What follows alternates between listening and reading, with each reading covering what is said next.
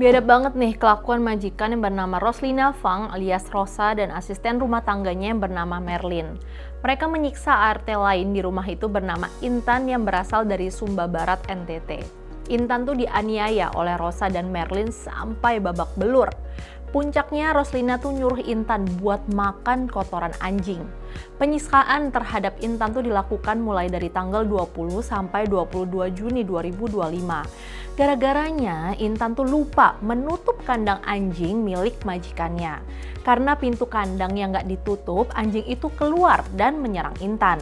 Terjadilah perkelahian antara Intan dan anjing itu. Alhasil anjingnya luka. Rosa yang nggak terima menghajar Intan dengan raket nyamuk listrik, ember plastik, serokan sampah, dan kursi lipat plastik. Puncaknya Intan dipaksa makan kotoran anjing majikannya. Nggak terima dengan penyiksaan itu, Intan tuh menghubungi keluarganya menggunakan ponsel tetangganya. Mendengar pengakuan Intan, keluarga Intan melapor ke polisi dan langsung bergerak menangkap kedua pelaku. Polisi pun kemudian menyita sejumlah barang bukti, mulai dari rekaman CCTV, buku denda, dan alat-alat buat menganiaya Intan. BTW nih, buku denda adalah buku yang berisi catatan tindak penganiayaan yang dilakukan para pelaku terhadap Intan.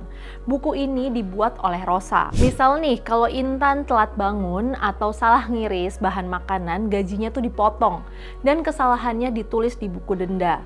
Intan udah kerja di rumah Rosa nih sejak Juni 2024 di kawasan elit Bukit Golf Residence Batam.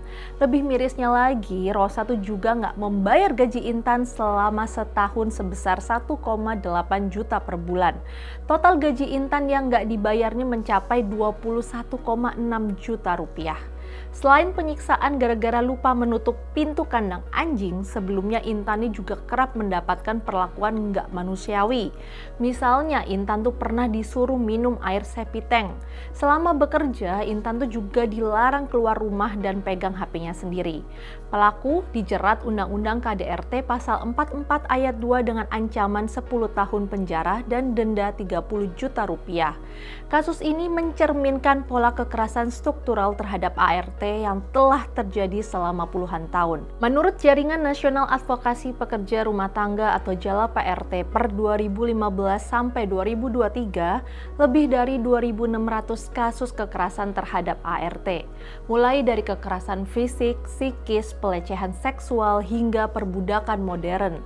Komnas Perempuan mencatat 24-30% laporan kekerasan rumah tangga setiap tahun korbannya itu adalah ART.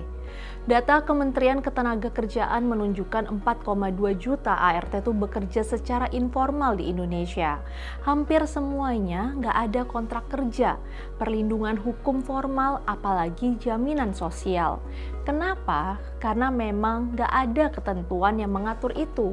Rancangan Undang-Undang Perlindungan PRT atau RUU PPRT mandek selama 19 tahun di DPR.